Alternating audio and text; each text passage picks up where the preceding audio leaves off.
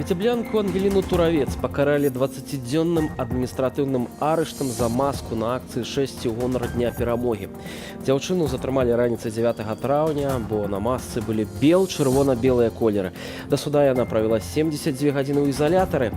А зняволенай Марыі Калеснікавай, як і Максіму Знаку, выставілі канчатковае абвінавачанне, нягледзячы на пагрозу застацца за кратамі на доўгі час. Марыя не губляе аптымізму і ні секунды не шкадуе аб сваім выбары.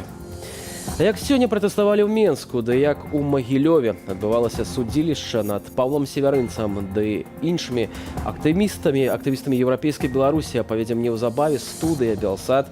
Віталь Бавін, вітаю гаспадарства, заставайцеся з намі.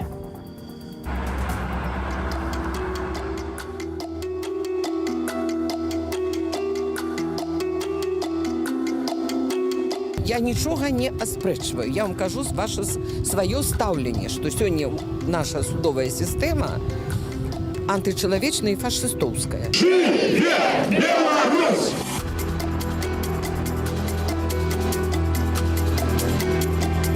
К сожалению, мы оказались бесправны перед системой, перед так называемым правосудием, перед силовиками. Мы оказались бессильны. Жорстка всіх выціснулі ад суда, выціснулі з квартала, пасля пашлі пад кустамі, пазатрымлівалі асобных людзей, павыдёргівалі, которые ўжо нічога ўвогуле не рабілі. В интернете идут призывы о несанкционированном сборе в областного суда. Понятно. Поэтому я предлагаю покинуть данное общественное место и не нарушать общественный порядок. Виноват это тем, что яна вось носила маску. Там на маске есть малюнок с знакомитыми, нібито забороненными колерами.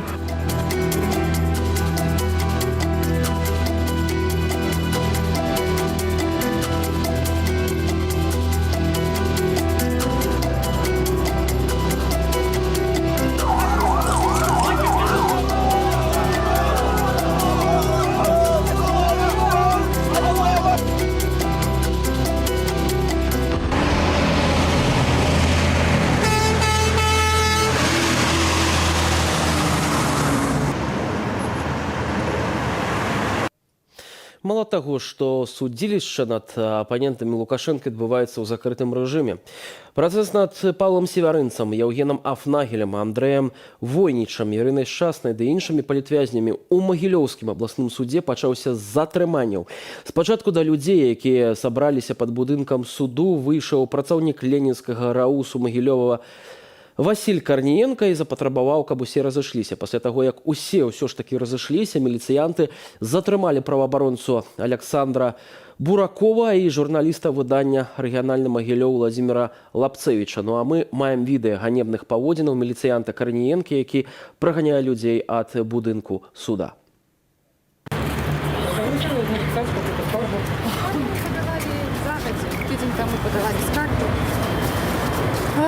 Хоць яны маглі, конечно, нас пусціць, таму што паседжанне на першым паверсе, вось, і яно-то зачыненае, ну, але да пачатку суда мы маглі б зайсці хаця б на пару хвілін туды. І мы прасілі, як бы, Добрый день, Ленинский роды города Могилёва, майор милиции Корниенко. Здесь общественное место. В настоящее время в интернете на сайтах введен вброс информации с призывами собраться возле здания областного суда для проведения санкционированных массовых мероприятий. Пожалуйста, покиньте данное место. А где можно стоять? Вы с какой целью сюда пришли? Ну как? Может, пустят, но поддержать. Судебное заседание закрыто. Ну, может, откроют. Я, например, хочу узнать, мой сын тут. Судебное заседание закрыто. Адвокаты сейчас выйдут. Пожалуйста, прокиньте данное общественное место, иначе ваши действия будут расценены А как вы хоть несанкционированное массовое ограничьте мероприятие. это место. Мы граждане Республики Беларусь. Нет, Я подождите. еще раз говорю, в настоящее время в интернете идут призывы о несанкционированном сборе в областного суда. Понятно. Поэтому я На предлагаю скамейках можно... покинуть данное общественное На место скамейках можно и не нарушать общественный порядок. Агулам сёння было 7 палітвязняў на лаве падсудных: Максим Вінярскі, Дзмітрый Козлов, больш вядомы як блогер «Шэры кот», Андрэй Войніч, Павел Юхневіч, Евген Афнагель, Ірына Шчасная і Павел Севараніц. Родных у судовую залю не ўпусцілі, а журналістаў затрымлівалі яшчэ перад пачаткам працэсу. Каментуе гэты закрыты працэс, гэтае судзілішча, Тацяна Севарынец, маці падсуднага. Вітаю вас. Спадарня Тацяна, агулам, як бы вы характарызавалі тое, што сёння адбывалася ў Магілёве? Ой, тое, што адбывалася сёння ў Магілёве, адбываецца ўжо ў нашай краіне апошні год. Лічы, што гэта безмежжа, прававое безмежжа, чалавечае, антычалавечнае. Гэта, ведаеце, фашызм крочыць па нашай краіне. Ці ўдалося вам нейкім чынам сёння пабачыць Паўла? Ведаеце, каб вы пабачылі Паўла, я, пэўна, была бы ў іншым стане. Для мяне это было бы не толькі глыток паветра, а гэта было бы вот это імгненне шчасця, оно надало б мне сілы болей і далей цярпець і чакаць ужо прысуду нейкага там. Тым больш перад судом, перад пачаткам суда мне ўдалося патрапіць на прыём да старшыні, да самого старшыні суда. У яго сёння быў прыёмны дзень. Перада мной быў там Олег Аксёнаў, якое, дарэчы, вы не называеце прозвішча, яго таксама затрымалі. Ён спачатку зранку насіў перадачу у турму, а потым прыйшоў пісаць скаргу пра закрытае судовае паседжанне. То есть это не толькі родныя, а да гэтага тройчы я пісала туды звароты, і скарга моя у Верховным суде ўжо на рашэнне суду аб закрытым паседжанні. Я мела з ім такую хвіліну 15 размову, пыталася яго убедзіць, што будзе, калі мы патрапім і толькі здолеем пабачым нашых родных, а там пачынаецца судовае паседжанне. Прынята рашэнне, я тут ні пры чым, гэта суддзя, мы белыя пушыстыя. Я, канешне, выказала все, што я пра іх думаю, як заўсёды, мой узрост, мой статус і тое, што я адчуваю гордасць і гонар за сына, за гэтых хлопцаў, за гэтых людзей. Яно мне дазваляюць казаць ім праўду ў вочы, тое, што я думаю пра іх дзень. Я, канешне, саромела і казала, што у гэтым будынку на зале падсудных павінен быць зусім іншы чалавек, які пераўтварыў у рэпрэсіі, спрэсавыя рэпрэсіі тое, што адбывае выбарчую кампанію, звычайную выбарчую кампанію. Зразумела, што уцямнага адказу на пытанне, чаму гэты працэс вырашылі закрыць нават для сваякоў, вы не пачулі. Аднак, напэўна ж, ёсць нейкія думкі наконт гэтага. Спадарня Тацяна, што думаеце вы пра гэтую сфабрыкаваную справу, канешне ж, і чаму ўсё ж такі нават для родных вырашылі закрыць гэтае судовае паседжанне? Я думаю, калі вось гэтая суддзя пазнаёмілася са справай, яна зразумела, што гэтую справу разглядаць пры ўсіх, зразумела, што будуць людзі, разумныя людзі, адукаваныя людзі, не выпадае, таму што гэта спрэс высасаная з пальца, як я ўжо кажу, так апрэдзяляючы гэты суд. Таму і закрыты суд, каб нішто не перашкаджала, ніякія, ведаеце, як на цябе глядзець, а ты нешта робіш не тое. Гэта неяк, калі чалавек нармальны, для яго гэта неяк не па сабе. Усякі раз я думаю пра чалавека добры, я не думаю, што яна канчатковая ўжо нейкая там вінцік той сістэмы, без душы і без сэрца. Таму вырашылі все это скрыць, як заўсёды, ад грамадскасці, ад родных і тварыць беззаконне. Спадарня Тацяна, якія агулам апошнія навіны ад Паўла? Ведаю, што вось жонка Паўла, Вольга, распавядала пра страшны гэты перыяд этапавання Паўла ў магілёўскую турму. У Паўла забралі ўсе лісты, якія яму даслалі. То бок фізічна іх забраць з сабой было нават нельга, бо ўвесь час Павел знаходзіўся ў кайданках. Зразумела, мы перажывалі, таму што ён не здолеў узяць рэчы нават патрэбныя яму ў турме. Канкрэтна тымі, якімі ён мог карыстацца для таго, каб нармалёва жыць, скажам так. Існаваць у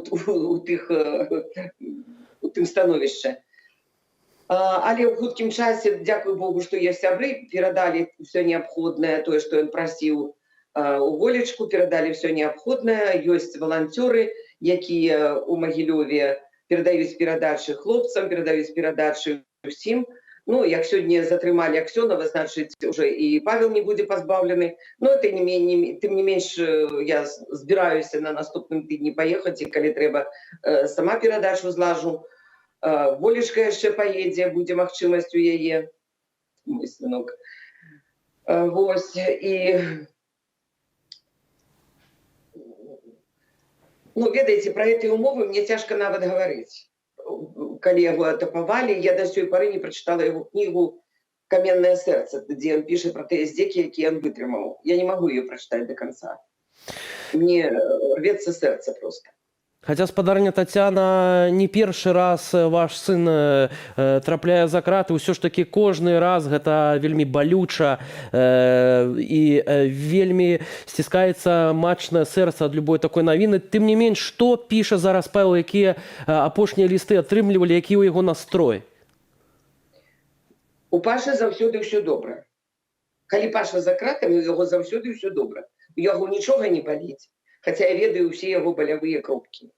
У яго настрой добры, цудоўны. Ён чытае, ён малюе, ён піша кнігу, ён адказвае на лісты, лістоў шмат. А вось гэты пра тое напісаў, а гэты пра тое. А тут, я думаю, так, абавязкова цытата з Бібліі сканчвае. Гэта заўсёды падбадзёрвае, канешне. І ніколі ён не сказаў, што нешта дрэнна. У яго заўсёды ўсё добра. Вельмі цікавіцца некаторымі рэчамі. Ведаю, што сёння вялізнай колькасці людзей, якія прыйшлі проста падтрымаць Паўла і іншых актывістаў еўрапейскай Беларусі. Што яны кажуць, як яны вас падтрымліваюць у сённяшнім дне, у сённяшняй сітуацыі гэта непростое?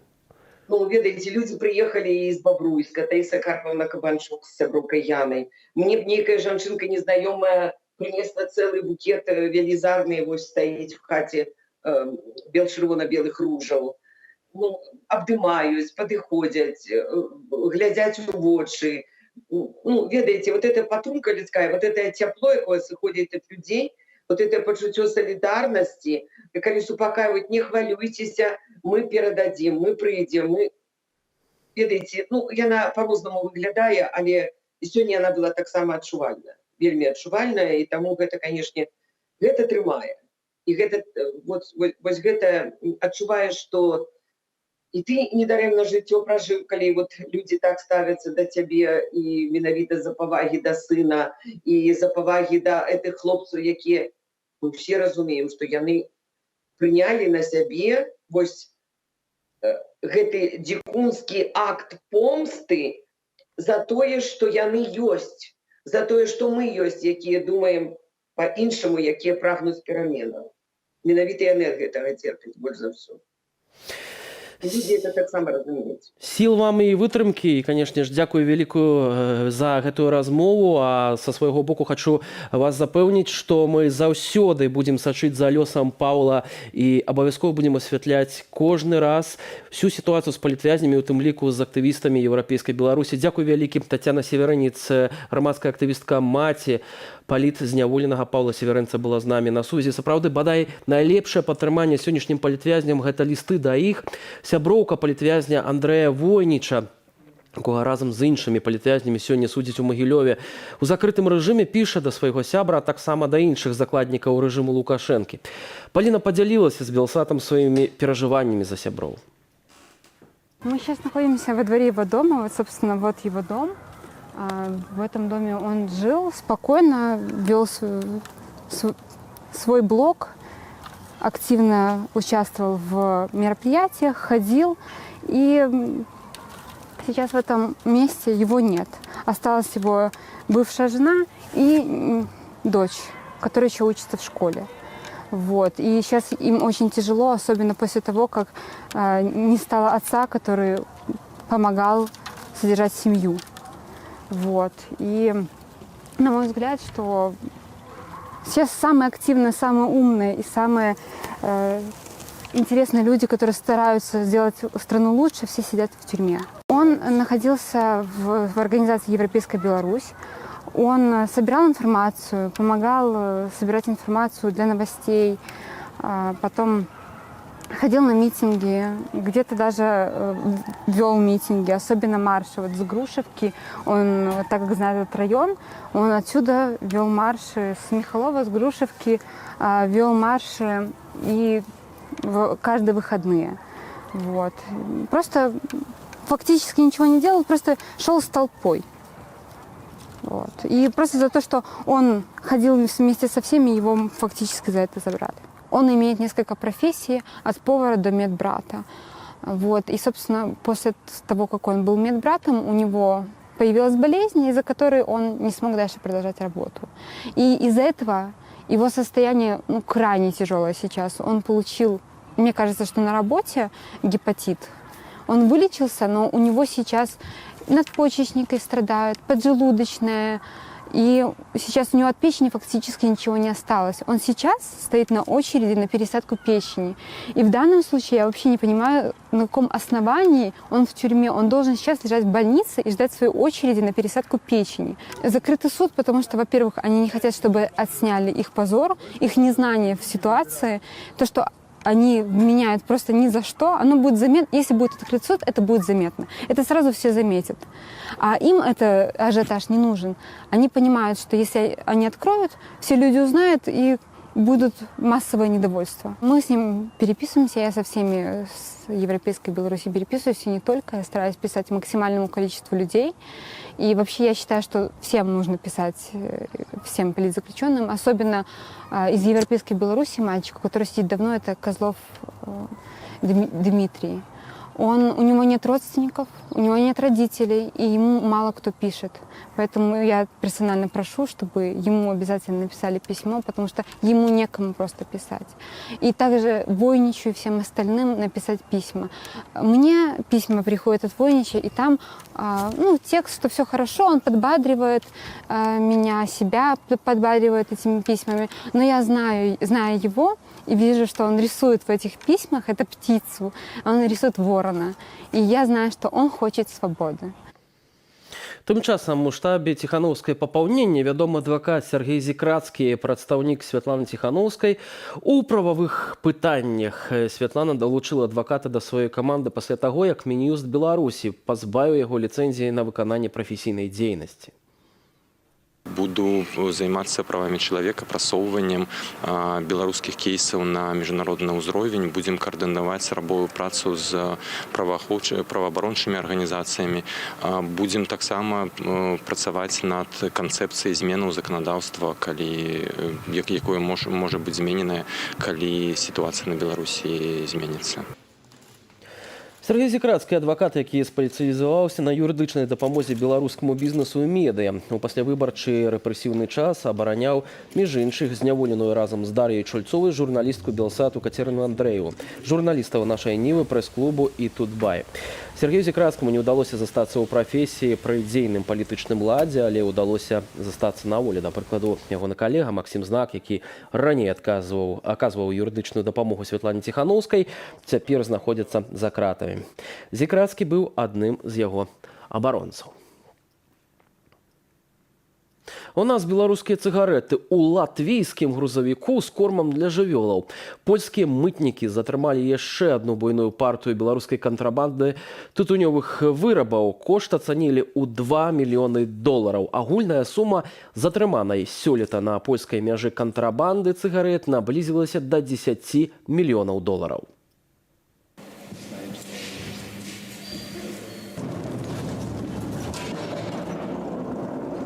500 тысячаў пачак цыгарэт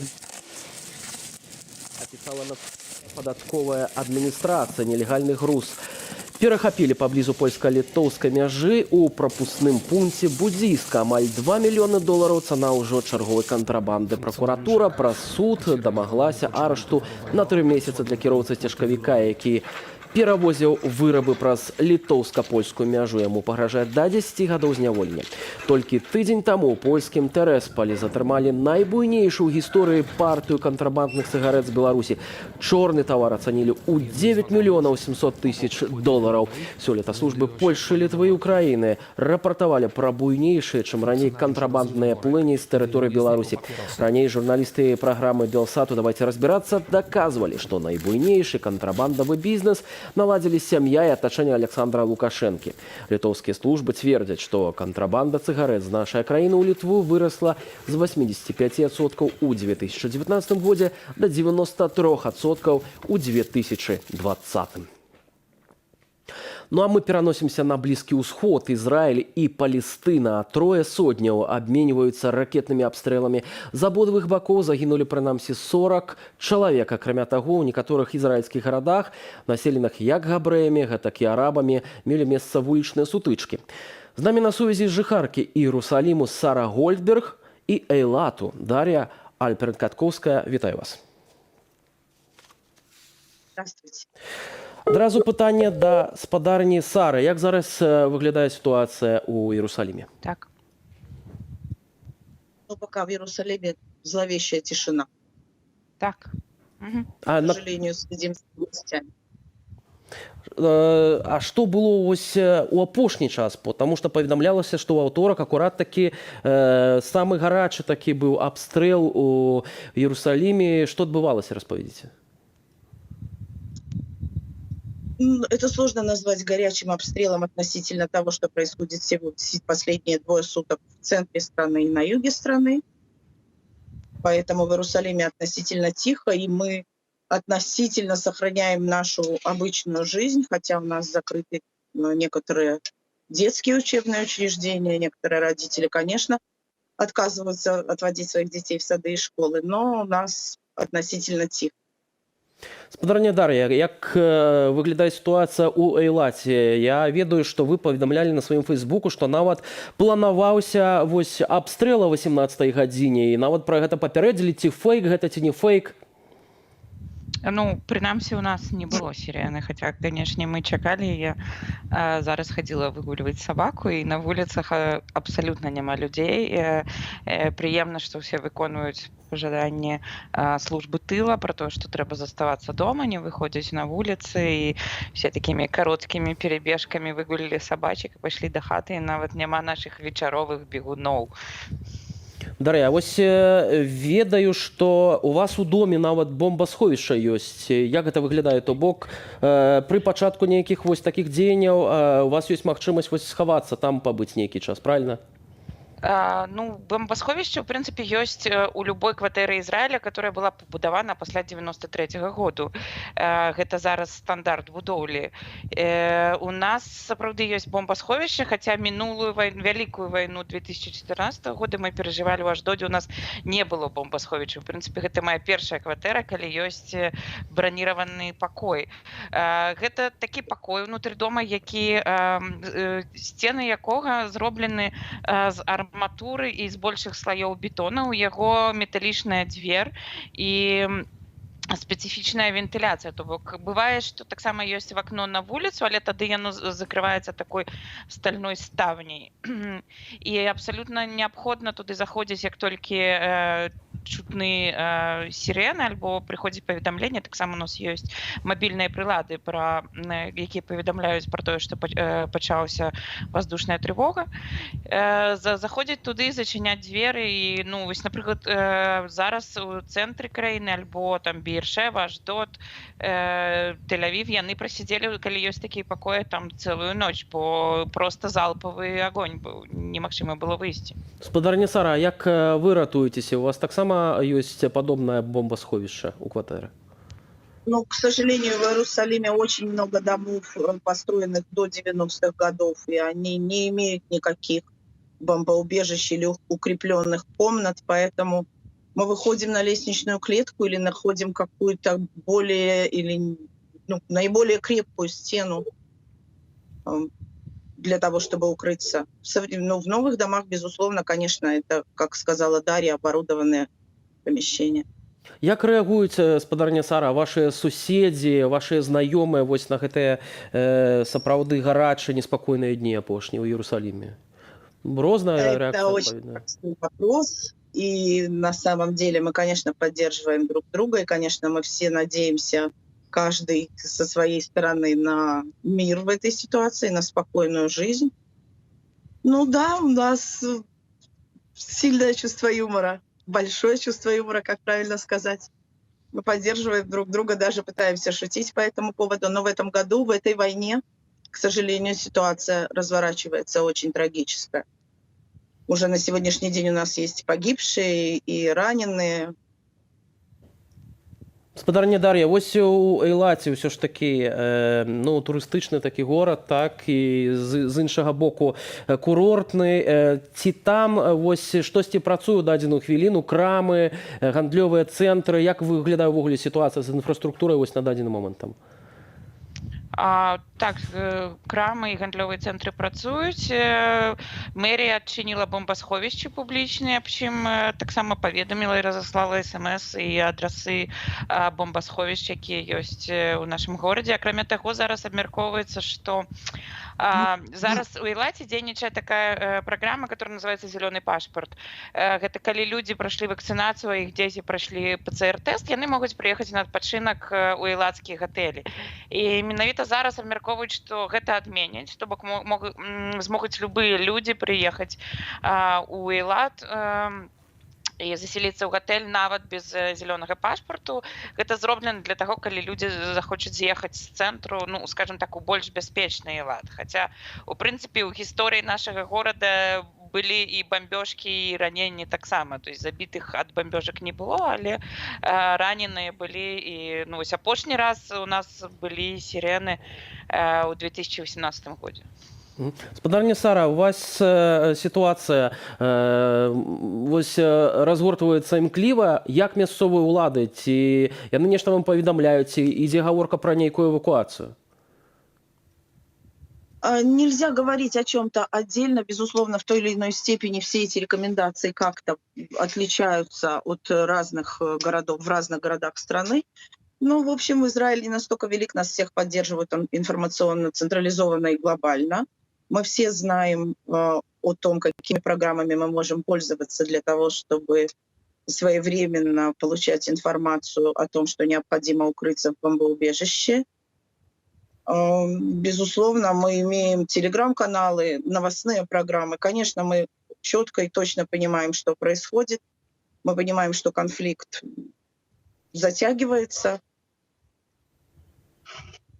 Спадарня Дар'я, вот хацеў запытацца вот наконт вот гэтай салідарнасці, падтрымання, так? Вы казалі пра суседзяў, ось і спадарня Сара в тым ліку казала, то, што спрабуюць адзін аднаго падтрымаць, а беларусы з Беларусі вас падтрымліваюць, магчыма, прапануюць на час вось гэтых гарачых падзеяў прыехаць у Беларусь, перацярпець гэта ўсё? Ці это яшчэ больш небяспечна?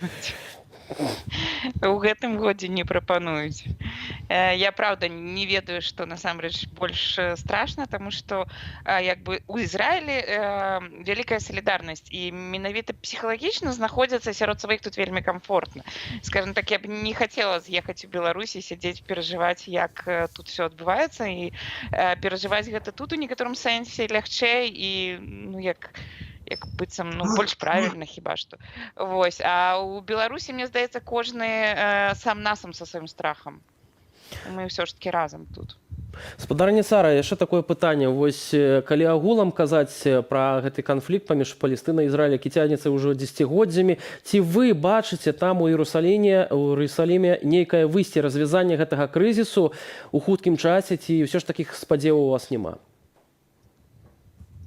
Ну, в Иерусалиме это очень сложно увидеть, безусловно, потому что, конечно, надежды всегда есть, они у каждого выражаются в своей форме и в своем результате, но на сегодняшний день нет, я не думаю так. Мне хотелось бы добавить относительно Беларуси и Минска. Как раз сегодня мы с друзьями говорили, что здесь мы все-таки чувствуем, что наша армия наша полиция и наш ОМОН, если это назвать по-русски, нас защищает.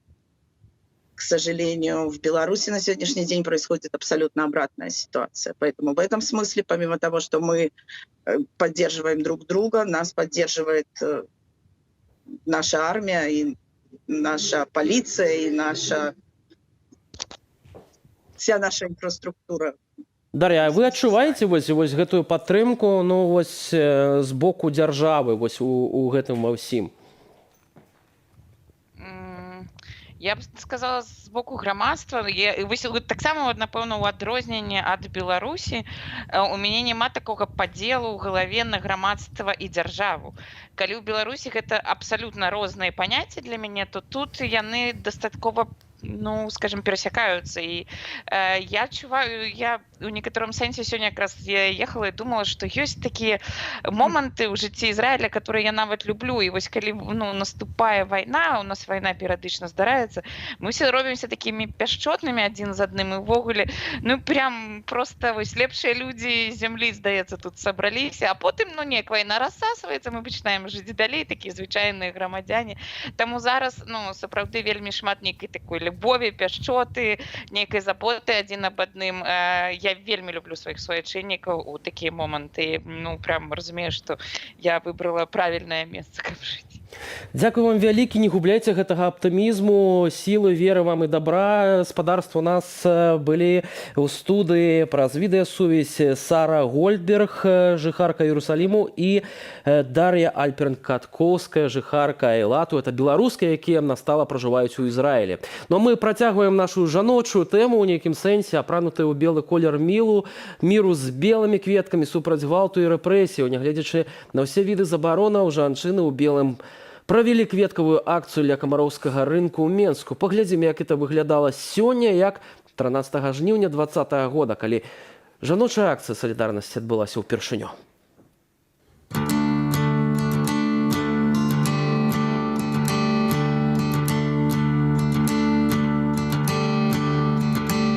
Стоя в темноте, одна глотая все слова и слезы на ветру, спросишь, почему ведет любовь только через боль и страх, ведь я в белом иду. Ты же излучаешь свет, в них его уже больше нет. Знаю, боль всю цветами не снять. Сколько еще нужно душ, чтобы он услышал вслед? Убегай, твой летит бумеранг. Ты убегай, твой летит бумеранг. Нет больше страха, я верю, сила в нас безупречна. Гордая девочка в белом, а чистая, ясная уже не твоя. Я больше не верю, каждое слово занозой в нас впивается, только знаешь, больше не больно, не больно. Мне больше не больно.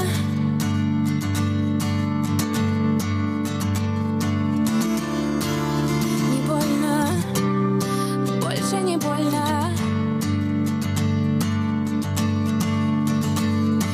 Каждый день начать с нуля, вспоминая, как вчера, за руки держась, пели, звук пульсирует в ушах, и не закрывая глаз, нет сна, но есть надежда. Мастачка і грамадзянка Беларусі ды Швейцарыі Наталя Херше, якая летась была затрыманая на адным з такіх жаночых маршаў, была асуджаная да 2,5 гадоў калоніі агульнага рэжыму па абвінавачанні ў супраціве сілавікам за тое, што сцягнула балаклаву за мапаўца, які цягнуў яе ў аўтазак. Цяпер яна ўтрымліваецца ў папраўчай калоніі нумар 4 ў Гомлі. Сёння адміністрацыя гэтай установы не дазволіла Наталлі спатканне з братам. Наш наступны ролик кампаніі «Жыве» прысвечаны ёй.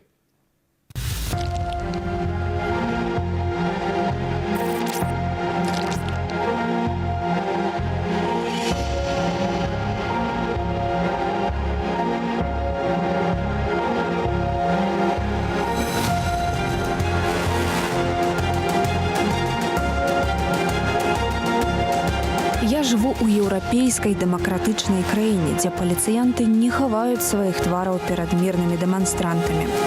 Менавіта такую я бачу сваю радзіму. Беларусь будучыні, свабодную Беларусь.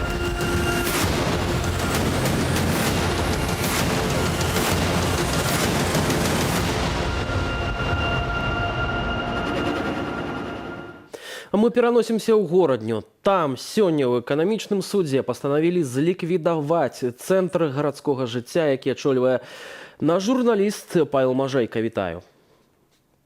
Прывітанне. Павел, якія аргументы сёння гучалі з боку пракуратуры падчас гэтага судовага паседжання? А ў тым-то і справа, што аргументаў альбо доказаў сваёй пазіцыі пракуратура, як на мой погляд, просто не прадставіла. Фактычна было так. Мы лічым, што цэнтр гарадскога жыцця вінаваты, і таму яго варта ліквідаваць. У якасці нейкага такога, я не ведаю, дакументика, который быў пред'яўлены, гэта заключэнне экспертскай камісіі, где фактично, не глядя на то, что там 2 сторонки, или было фактично 2 слова, что да, в этой картине, которую вы, картина Олеся Пушкина, нагадаю, якую вывесили у центре, там есть прикметы экстремизма, и все. По великим рахунку, это одиное, что представила сегодня прокуратура, але, як мы бачим, для суда этого было достатково, и 5-гадовая история центра городского жыцця, свободной, творчей, культурніцкай просторы у городе. Ну, я так разумею, заканчивается як юридичной, якби особы юридичной структуры, але все ж таки я бачу по настроях людей, відчуваю настрой людей тут у Городні і разумею, що таких центрів городського життя, напевно, з ближайшие месяцы буде, не ведаю, сотні або нават тисячі в Городні. А чому табе не далі папярэдняга вось гэтага заключэння, каб азнаёміцца з ім, што там было напісана? Ці ўвогуле не прапаноўвалі нічога такога? Перапрашаю тэхнічныя вось гэтыя самыя всякие тут непаразуменні мае з тэхнікай. Але скажу так, што тут нават не столькі тое, што мне не далі з гэтым заключэннем азнаёміцца. Па сутнасці там не было з чым азнаёміцца. Я на суде нават заявіў про то, што лепш бы я з ім наогул не знаёміўся, таму што там абсалютная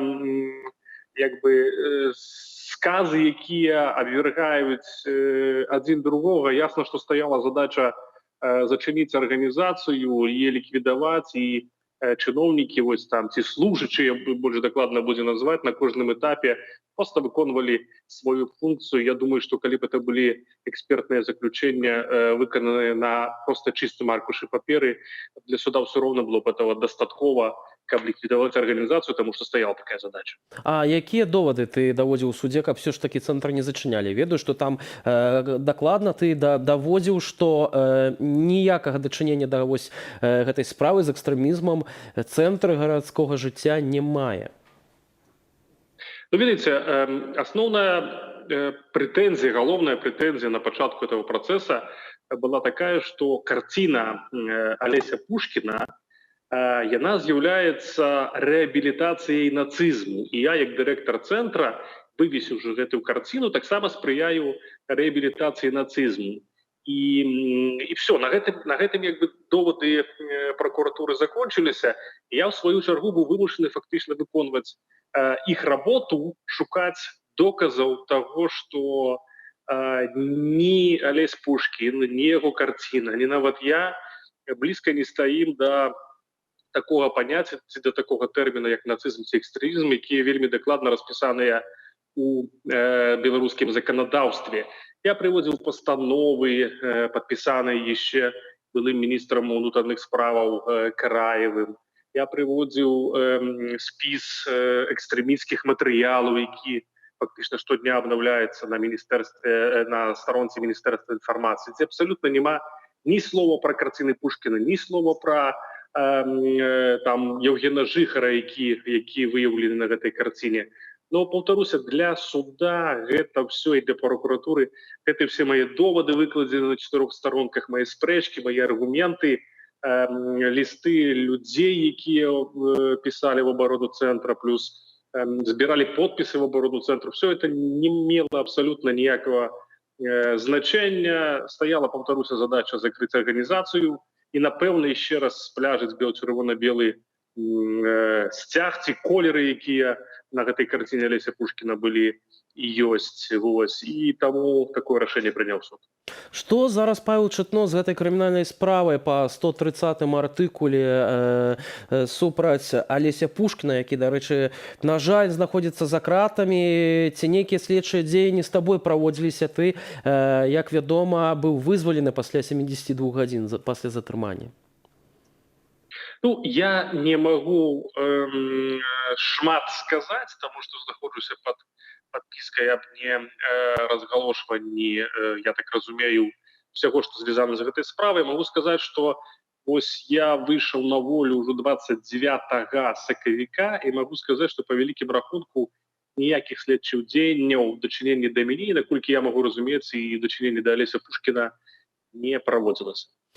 Калі вось казаць за цэнтр гарадскога жыцця, за гэтыя 5 гадоў вельмі шмат імпрэзаў было праведзена, аднак все ж таки, калі можна было падвесці нейкі вынік самага галоўнага і самага важнага, што зрабіў гэты цэнтр у горадні, калі ласка, вось, я думаю, варта нагадаць нашым тэлегледачам пра гэта.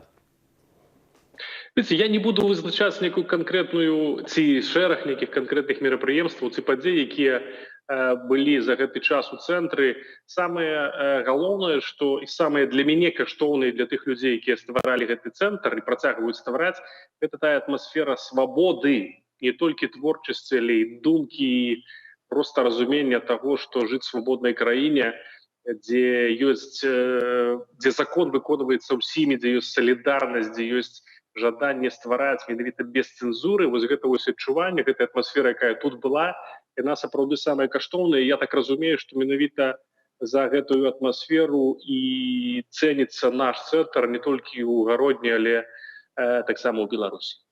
Все ж таки ты сказаў, што ось пасля гэтай даты 12 жніўня, якую пастанавілі ў судзе, зліквідаваць гэты цэнтр, ну, фізічна, юрыдычна ён перастане, магчыма, існаваць. Аднак ён будзе існаваць у іншых формах і могуць узнікнуць яшчэ сотні, як ты ўжо сказаў, розных цэнтраў. Якія у вас планы, што гэта будзе, ці можна нешта ўжо сказаць сёння, як будзе цэнтр далей жыць?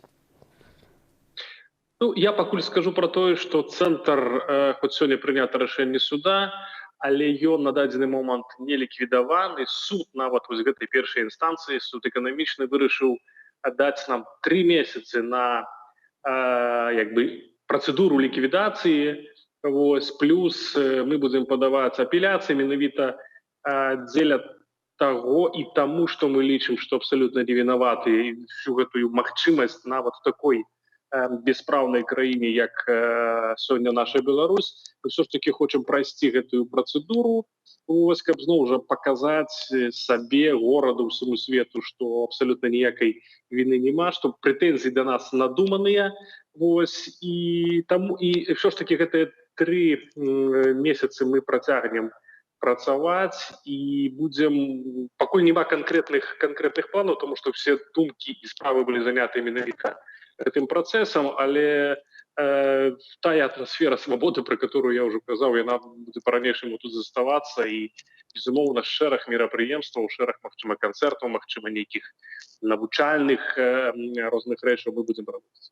Ну што ж, мы сапраўды верым у тое, што Лукашэнку і ўладам Беларусі не ўдасца заліквідаваць усю культуру, усю культурную прастору, якая жыве і будзе жыць, і таму цэнтр гарадскога жыцця абавязкова будзе існаваць, як бы улады Беларусі не хацелі яго зачыніць. Дзякуй за гэтую размову. Павел Мажэй, гаспадарства, журналіст, уладальнік цэнтру гарадскога жыцця, быў з намі на відэасувязі з горадні. Ну а зараз наш праект «Беларусу любоў, падтрымання і перамога», нягледзячы ні на што, беларусы працягваюць падтрымліваць адно аднаго і звяртаюцца па дапамогу да нас. У новым выданні праекту «Беларус беларусу» гісторыі шматдзетных сем'яў з Мастоў і Менску, якія пацярпелі за сваю пазіцыю і за тое, што спавядалі каштоўнасці свабодных людзей. Чарговы выпуск праграмы «Праз імгненне». Я ж з вамі развітваюся, не пераключайцеся, наперадзе шмат важнай інфармацыі. Летась да нас звярнулася Алена, якая засталася цяжарная, без сродкаў для існавання, з 5 дзецьмі на руках, калі мусіла ехаць нараджаць 6-га. Сужэнцу Алены Ігару зламалі плячо і пасадзілі за краты без дай прычыны.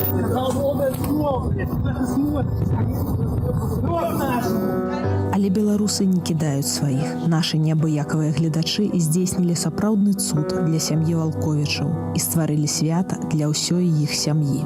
Мы вярнуліся да нашых герояў, каб даведацца, як яны жывуць цяпер. Давай, Вера. Вера, Вера, Вера. Вера, Вера, Вера, Вера. Давай. Мы очень любим участвовать в конкурсах. Мы это делали каждый год. У нас, получается, ко Дню семьи были конкурсы, потом международный фестиваль семьи. То есть мы, в принципе, так как дети творческие, очень хочется их талант где-то показать. Нам позвонили из территориального центра Московского района и предложили участие. Я вообще был, если честно, удивлен после всех событий, произошедших с нашей семьей. Наверное, действительно про нас типа думали... про нюансы, скажем так. Мы посовещались с папой, и я отзвонилась и говорю, да, конечно, мы будем участвовать. Мы заполнили заявку на участие, я ее выслала, ее приняли, ее одобрили, и нам сказали, вы первые, кто так откликнулся, и готовьтесь. Мы очень долго готовились. Мама придумывала тексты, переводила это все на белорусский язык, так как... Мы очень хотели именно на белорусском рассказать. Все, подготовка шла полным ходом, семья, дети, все готово, фон заказан, шарики, там, украшения сцены, полностью все. То есть, как бы семья была готова. Накануне звонок, буквально вот завтра, как говорится, нам после выступать, что наша семья не участвует в конкурсе. То есть все, нас сняли автоматом на вопрос, зачем нам, не начинают там, как обычно, пересылки друг на друга, то одно, то второе. Даже старшие дети, а почему, а что мы сделали не то, то есть мы начали искать причину в себе, мы, конечно, им ничего не объясняли, то есть как бы, это все нам было понятно, но им было это непонятно, мы им не могли это объяснить. Я думаю, причина вот этого отказа, то есть именно в задержании мужа. Мамулечка наша, Алена Владимировна, самая лепшая из лепших матуль, любов'ю і ласкою нас хиляє, завсёды шкадує, нас доглядає. Но дети как бы не было. А это дети, они стараются, они не понимают того, им тяжело это объяснить. То есть то, что им дают реализовать, вот то, к чему они готовились, для детей это важно. Нам было очень жалко, что нас не приняли, однако мы не сдавались. В Инстаграме очень многие нас поддержали, у нас же 1000 подписчиков. И очень многие сказали, а вы нам дайте концерт. И приехали многодетные мамы. Приехали наши друзья, знакомые. Мы были готовы, просто выступили от души для тех людей, которые действительно хотели посмотреть на наше выступление. И то, что будет возможность им выступить для широкой аудитории зрителей Белсата, для детей это немаловажно, я считаю. То есть как бы их право реализации своего голоса произойдет.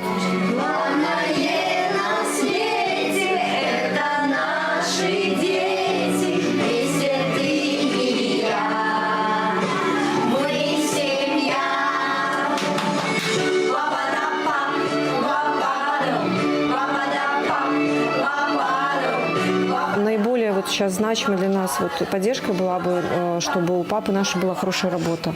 Он у нас занимается профессиональной сантехникой. Работаешь, подработки, халтуры и так далее. И при этом это все занимает много времени, время, которое можно было бы потратить на семью. Конечно, хотелось бы, чтобы была вот такая работа, чтобы обеспечить достаток семье, но при этом оставалось свободное, нормальное время провести его с семьей полноценно. Мы после того, что с нами происходит, да, у нас есть и негатив, и позитив. И мы с папой решили, все, никакого негатива, никакого. Мы вам ничего не будем говорить негативного, мы вам скажем, что у нас все хорошо. Мы движемся к нашим целям, то есть у нас целей много.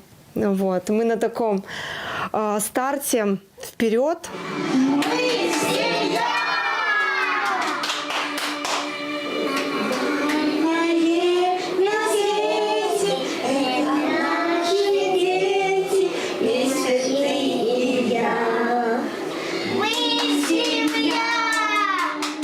Калі вы хочаце падтрымаць нашых герояў, гэта можна зрабіць як публічна, так і ананімна. Звярніцеся да нас і памятайце, беларус беларусу, любоў, падтрымка і перамога. Паўгода таму шматдзетная сям'я з Мастоў пазбавілася карміцеля. Раніцай 11 лістапада Віктару міліцыянты ўручылі позву і забралі яго наўпрост з дому. З таго часу двое сыноў, дачка і жонка, тату і мужа не бачылі. Нягледзячы на тое, што ў судзе віну Віктар не прызнаў, яму вынесены прысуд. 1 год пазбаўлення волі ў калоніі агульнага рэжыму. Ён нібыта развешваў пудзіла міліцыянтаў пры дарозе.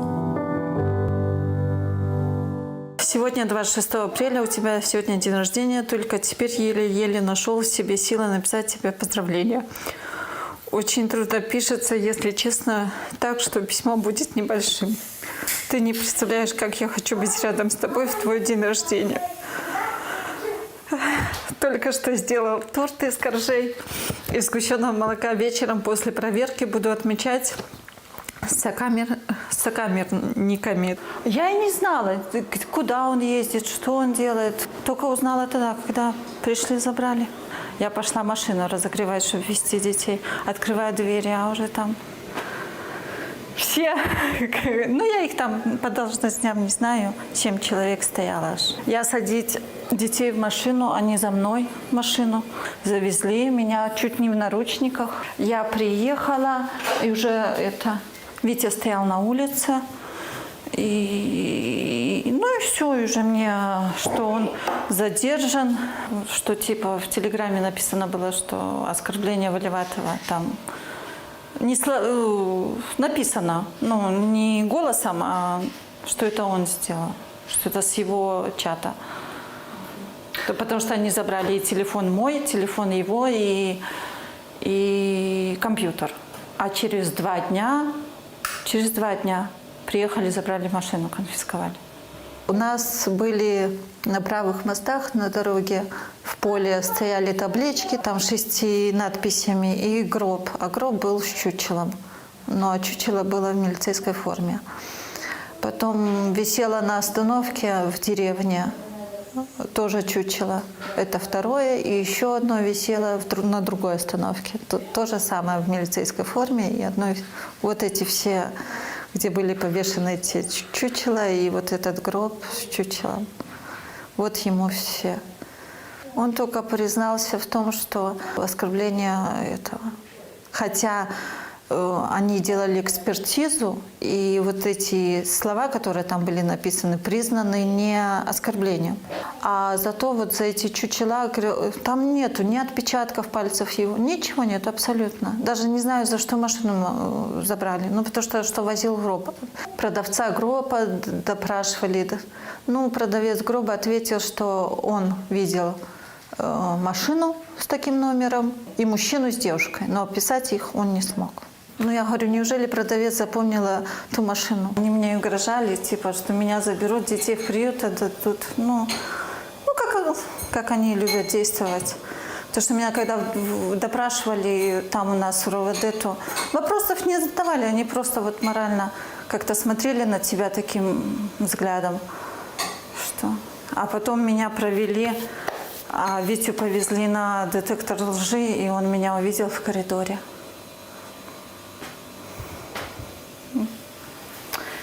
Может, и это видео, что он дал, может, он и сыграло, что увидел меня и... 29 сентября и 30 октября я развесил чучело на остановках общественного транспорта. Чучела были сделаны из формы милиционера. Также такое же чучело я задекорировал вместе с гробом, настоящим. И вывез к автодороге, которая ведет с правых мостов в город Москвы. Содеянным сожалею, раскаиваюсь, прошу прощения сотрудников. Вопрос, касающийся Стеллы. Кто причастен к разрисовке Стеллы? Также я это делал. Сколько раз? 2. 3 раза был обыск. Они искали краску. Говорили, что прокололи шины. у нас в милицейских машинах. И искали вот чем прокалывать. Ну, конечно, в гараже-то гвоздей много, это ж дом, это ж частный сектор. Но большинство они искали краску. Где краска? Потому что они заглядывали даже в собачью будку. Он у меня просто мастер на все руки. Вот этот дом, где мы обитаем, он построил сам. Еще пока не доделано, вот в связи, что папы нашего нету, то на год это все задерживается. Вот здесь будет Ильюша с Никиткой жить. Придет папа, будет это делать, надеюсь. Пока там находится, уже начал рисовать. И они теперь с моей Надюшей, у меня Надюша ходит в художественную школу 3-й год, и они теперь с ней соревнуются.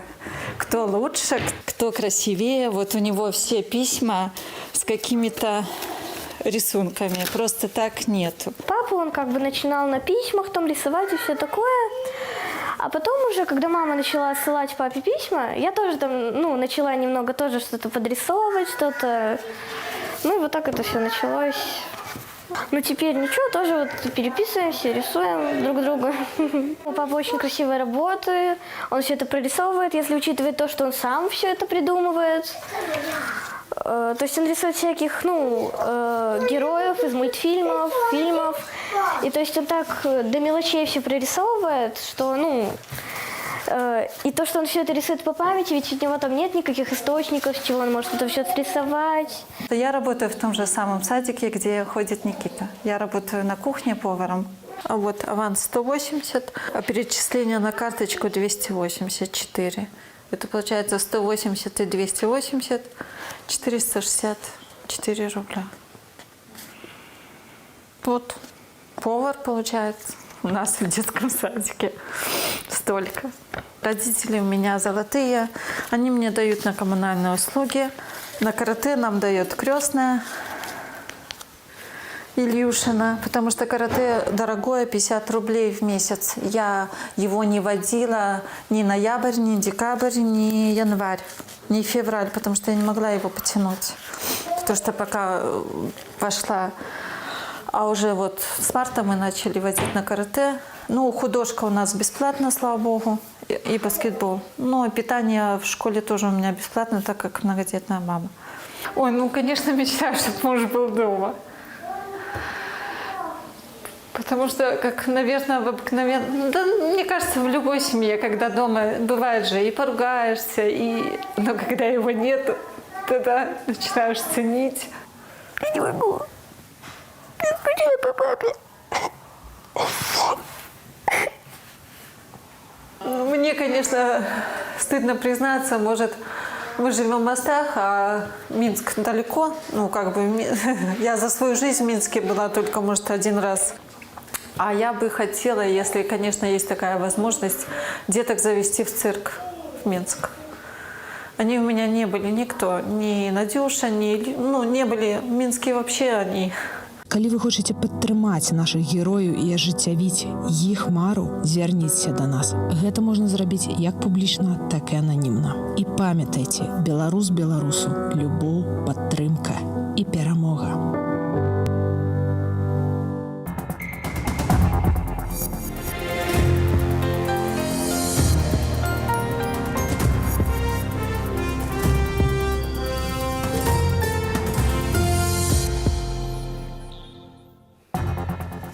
Добрый вечер, шановное господарство, з вами Ярослав Стешик, у эфиры «Объектив». И давайте разом подведем выники гэтай серады. Прокиньте данное в общественное место, иначе ваши действия будут расценены как Вы хоть несанкционированное массовое мероприятие. Секретный суд над Паўлам Северынцам. Нават калі выносілі такія прыгаворы страшныя ў сталіншчыну, які ў іх была магчымасць пабачыцца, абняцца.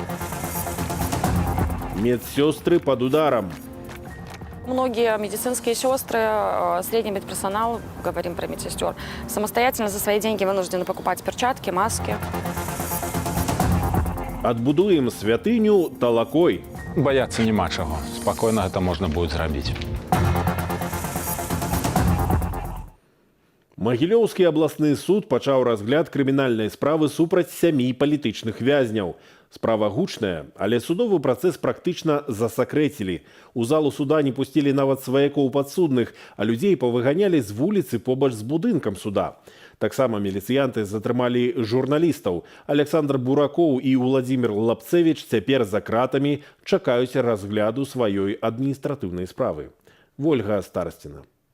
11 месяцаў маці, сёстры, жонка і сын не бачылі Паўла Севярынца. І сёння ўлады не далі блізкім такой магчымасці. Не дапамаглі аргументы маці. Я сказала, что я и наставница, и сказала, что выховала судовных людей, якія гонар і чэсць Беларусі. Сестра Паўла таксама настаўніца і даследніца беларускай літаратуры, якая вывучае лёсы рэпрэсаваных беларускіх пісьменнікаў. Нават калі выносілі такія прыгаворы страшныя ў сталіншчыну, якія ў іх была магчымасць пабачыцца, абняцца і там словам перамовіцца. Працэс супраць Паўла Севярынца і актывістаў еўрапейскай Беларусі улады зрабілі ў закрытым рэжыме. Для чего скрывать все это от общественности? Для чего людей привозить было из Минска в Могилев, чтобы вот таким вот образом проводить заседание суда, который, в принципе, если они что-нибудь натворили, что-то противозаконное,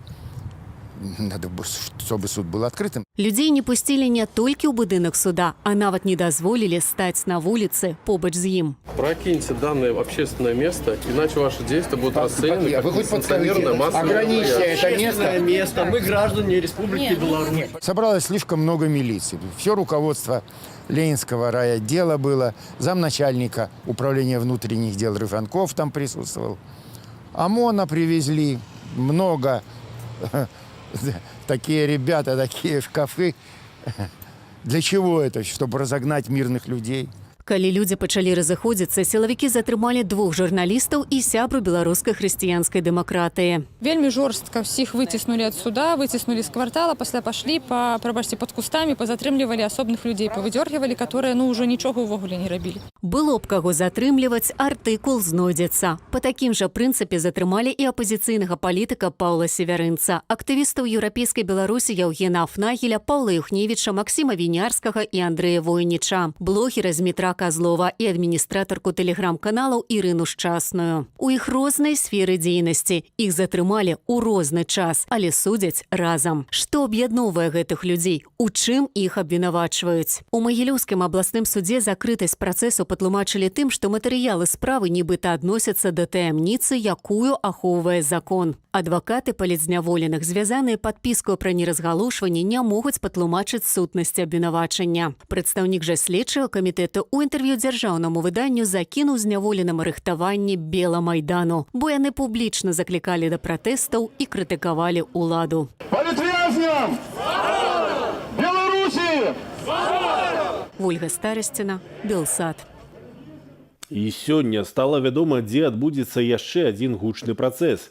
Крымінальную справу супраць Сергея Ціханоўскага, Мікалая Статкевіча, Ігара Лосіка і яшчэ 3 фігурантаў будзе разглядаць абласны суд Гомля. Дата пакуль невядомая. Тым часам суддзя чыгуначнага раёну Віцебску Алена Цыганкова сёння пасадзіла на 20 дзён адміністратыўнага арышту мясцовую актывістку Ангеліну Туравец за маску з бел-чырвона-белымі колерамі на парадзе 9 траўня. Маска, примерно, то есть это как зубы белые и язык красный, никакого сердечка, ничего такого. Это раз. Во-вторых, она была приспущена к подбородку, то есть она не была даже надета. Это больше, так сказать, повод, эта маска. Я ведаю, что Ангелина, она такая знакомитая особо, она часто попадалась по артикулу. Яких-то 23-34, зараз это 24-23, калі не помиляюсь. І, магчыма, просто яе ўбачылі і затрымалі. Сёння ж выявілася, што за тыдзень да вызвалення журналістку Тутбай Кацярыну Барысевіч этапавалі з Жодзіна ў Магілёў, адкуль хутчэй за ўсё перавядуць у жаночую калонію ў Гомлі. Кацярыну Барысевіч асудзілі на паўгады пазбаўлення волі за грамадска важны матэрыял пра абставіны забойства Менчука Романа Бандарэнкі. Адвокат Сергей Зікрацкі, пазбаўлены ліцэнзіі фактычна за абарону палітычных вязняў, стаў прадстаўніком Святланы Ціханаўскай у прававых пытаннях. У Вільні ён зоймецца рэформаю механізмаў абароны правоў грамадзянаў. У Беларусі адвакат спецыялізаваўся на юрыдычнай дапамозе бізнесу, медыям ды IT-кампаніям. Абараняў у палітычных крымінальных справах нашу каляжанку Кацярыну Андрэеву, праграмнага дырэктара прэс-клубу Аллу Шаркоў, юрыста Максима Знака, выданні «Наша Ніва» і «Тутбай». Я буду займацца ўсімі юрыдычнымі пытаннямі, якія ёсць у офісе. Буду займацца правамі чалавека, прасоўваннем беларускіх кейсаў на міжнародны ўзровень. Будзем каардынаваць рабовую працу з праваабарончымі арганізацыямі. Будзем таксама працаваць над канцэпцыяй зменаў заканадаўства, якое можа быць змененае, калі сітуацыя на Беларусі зменіцца. Змена ў Канстытуцыі – гэта адзін з праектаў, якім займаецца каманда Святланы Ціханаўскай. Ёсць прадстаўнік, які каардынуе гэтае пытанне. Зразумела, разам з ім будзем у звязку працаваць. Насуперак адміністратыўнаму і крымінальнаму пераследу ды сапраўдным катаванням у турмах ды ізалятарах працягваюцца мірныя пратэсты супраць міліцэйскага садызму і падробкі выбараў. Гэтак сёння на вуліцы Менску вярнуліся жанчыны ў белым. Жанчыны ў белым адзенні і з белымі кветкамі ў руках прыйшлі сёння да камароўскага рынку. Менавіта тут 9 месяцаў таму адбылася першая жаночая акцыя пратэсту жанчын супраць міліцэйскага садызму і гвалту. А потым мірныя шэсці і мітынгі беларусак сталі традыцыйнымі. Святлана Ціханаўская павіншавала беларускіх медсясцёр з прафесійным святам і падзякавала за цяжкую і адданую працу ў гэты час. Час сапраўдных выпрабаванняў.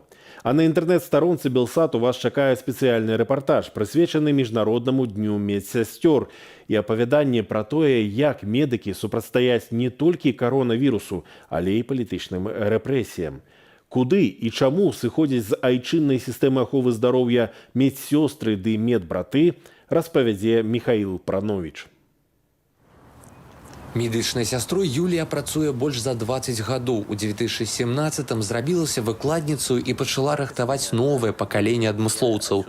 Кар'еру ў сферы адукацыі прыйшлося спыніць у восень 2020-го, калі Юлія на паседжанні рэктарата БДМУ адкрыта падтрымала студэнтаў, якія бралі удзел у акцыях пратэсту. Я еще отвела вечернюю пару свою. На следующий день меня попросили подойти, написать, чтобы не подводить кафедру, на которой я работаю, в которой работают очень хорошие специалисты, по соглашению сторон, и меня уволили.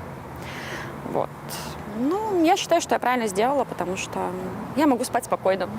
Станіславу Сінюковічу навучанне ва ўніверсітэце і працу ў больніцы медбратам увосень мінулага года давялося спалучаць з адбываннем адміністратыўных арыштаў. Агулам за кратамі хлопец правёў 42 дні. У апошні раз яго затрымалі проста пасля працы. Отошел от больницы, пошел к метро, в переход начал заходить, подошли двое неизвестных со спины, прижали к стенке, сказали, что если будешь кричать, мы сделаем все больно. Ну и повели в машину. Вот. На голову то ли маску, то ли мешок, я не помню, но я ничего не видел. Вот. Повезли в РУВД партизанское. Працягваць вучыцца і працаваць у Беларусі Станіслаў не збіраецца, з'язджае за мяжу. І такую пастанову выносіў не толькі ён. 2020 пабіў гістарычны антырэкорд у звальненнях сярод медычных сясцёр. Толькі за апошні год сышло амаль 10% ад усяго сярэдняга медычнага персаналу. Гэта прыкладна 12,5 тысяч адмыслоўцаў. Ну, не готовы люди работать здесь. Не готовы, когда им затыкают рот, когда не дают работать, когда любая инициатива даже на уровне своего отделения просто глушится. Падают зарплаты, да, обещания не выполняются, нагрузки становятся больше. Хвалюе медсестёр таксама іхная бяспека. Падчас пандэміі каранавіруса здараліся выпадкі смерці сярод медперсаналу. Нягледзячы на гэта, кажуць, пытанне з маскамі і іншымі сродкамі абароны развязалі сёння далёка не ва ўсіх медычных установах. Многие медицинские сестры, средний медперсонал, говорим про медсестер, самостоятельно за свои деньги вынуждены покупать перчатки, маски. Все равно это продолжается. Это не везде, но в регионах это больше. Это заметна. Але бадай самае складанае, з чым прыходзіцца сутыкацца медсёстрам, гэта непавага да сваёй працы з боку грамадства. Таму ў гэты дзень пра тое, якая важная іхная праца, ім нагадваюць дактары Беларусі. Мы, как никто другой, видим, насколько важна и незаменима ваша работа. Ведь это именно вы начинаете процедуру, заканчиваете ее и внимательно следите за пациентами на всем ее протяжении. Поэтому мы, врачи Беларуси, обращаемся к вам, чтобы напомнить, что медицинская сестра – это не вспомогательный персонал, как иногда считают. Напомнить вам, что без вас наша деятельность была бы просто невозможна. Михаил Пранович, Белсат.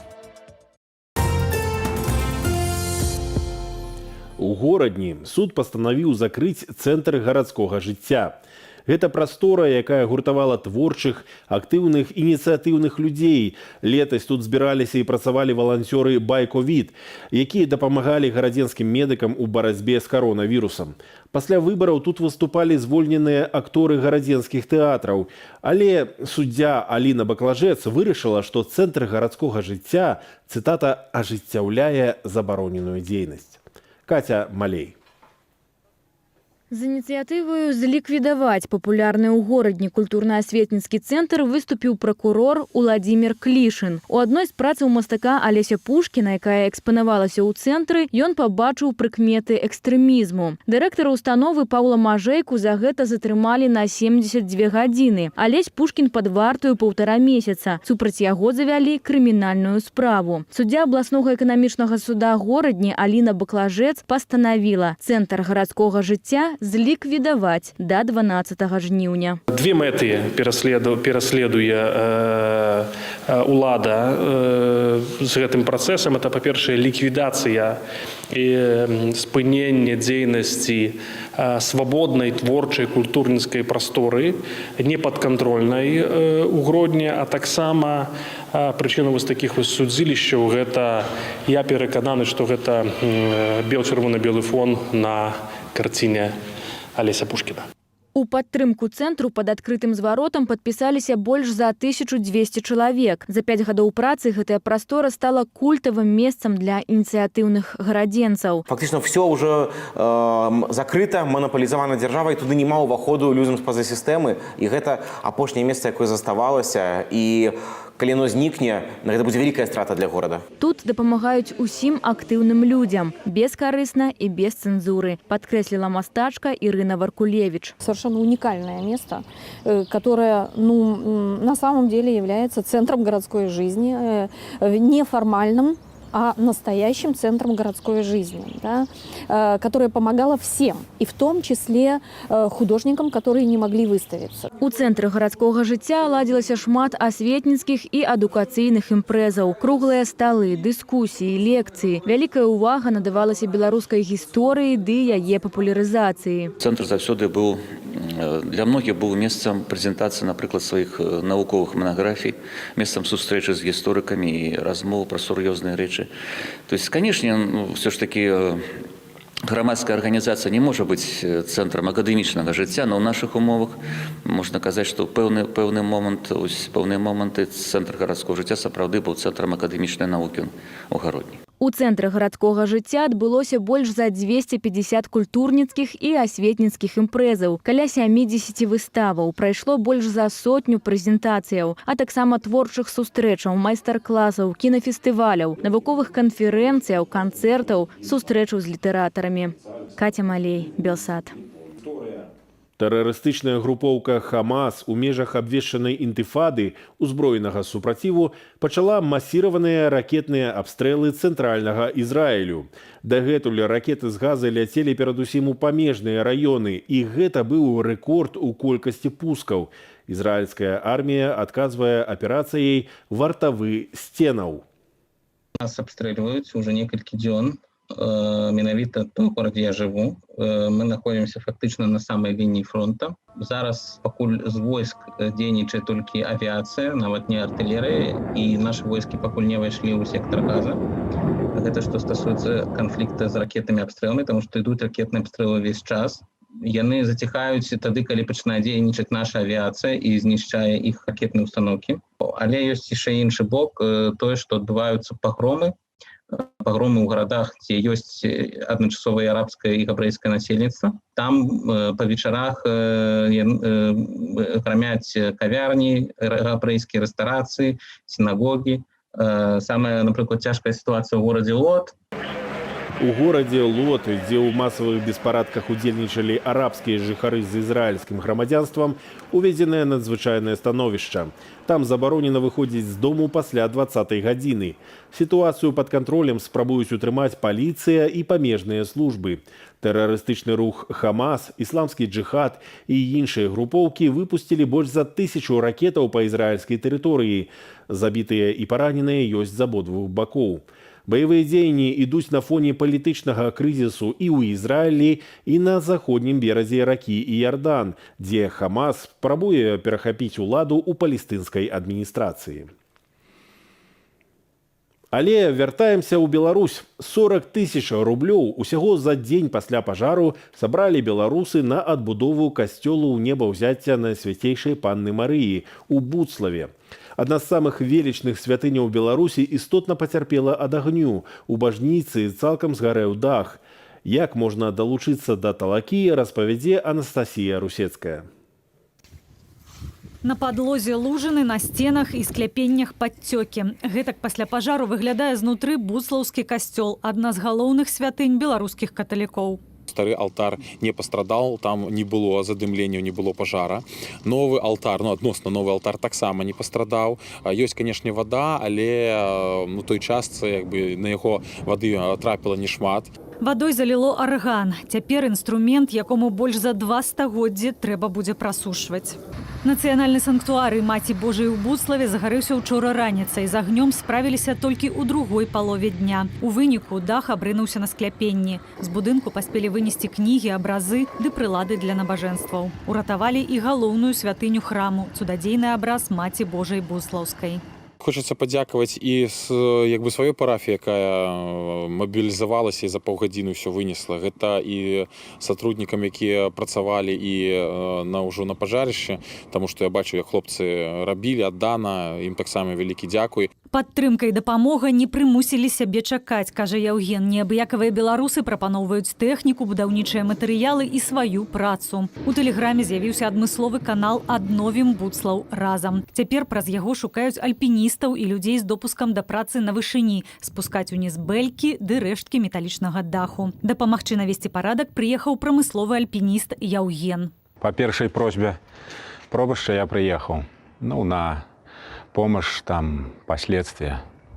Так, разбора завалов старой крыши, спаленной крыши. И вот зараз будем чекать дозволу и будем остатки там оказывать посильную помощь. На аднаўленне касцёлу 17 стагоддзя ў Буцлаве за сотні беларусы сабралі больш за 40 000 рублёў. З просьбаю дапамагчы адбудаваць святыню да вернікаў звярнуліся каталіцкія біскупы. Сродкі можна пералічваць на разліковы рахунак парафіі у небаўзяцця Найсвяцейшай Панны Марыі ў Буцлаве. Пажар у буцлаўскай святыні арцыбіскуп Кандрусевіч назваў вялікаю трагедыяй як для касцёла ў Беларусі, так і для ўсёй краіны. Калі згарэў Нотр-Дам у Парыжы, Франция стала на колени. Перед обличием буцлаўскай трагедии станем и мы на колени. Перапросим Бога за наши особистые грахи и грахи нашего народу. Пояднаемся один за одним. Мы розныя, але мы один беларускі народ.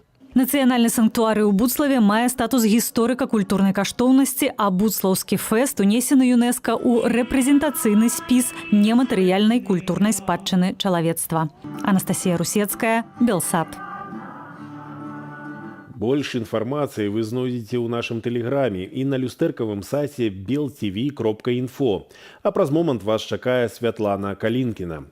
Тэма размовы дня – як КДБ спрабуе дацягнуцца да палітычных эмігрантаў і якія спосабы ёсць у арсенале спецслужбаў. З вамі быў Ярослаў Сцешык. Да сустрэчы.